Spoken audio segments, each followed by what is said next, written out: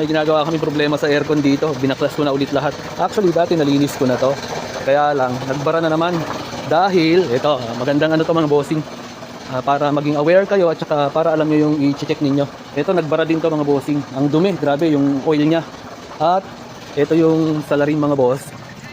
So malakas naman ang pump nito. Galing palang parts out tong compressor mga boss. Pero sobrang dumi ng ano niya, ng oil. Yan, so pag bibili po kayo ng compressor, i-check nyo agad yung oil din.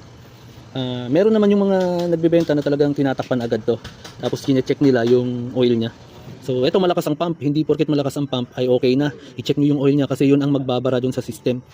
So ayun, yung lalo na pag dumaan sa condenser yan at pati sa expansion valve, yung liit-liit ng butas nun. So same din dun sa lalo na sa condenser nga, ang liliit ng mga tubes nun, magbabara yung ano nito. So ito, dinanggal ko na nga kanina.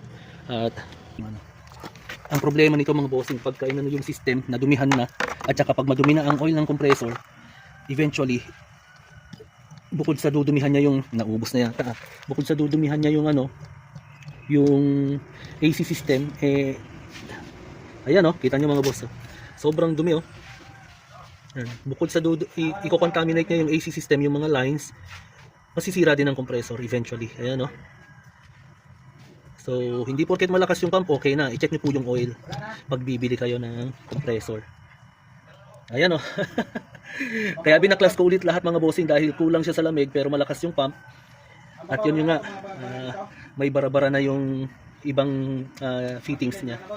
So, tatanggalin ko ngayon yung evaporator din para i-check yung sa expansion valve. Contaminated na ang system, hindi na talaga lalamig.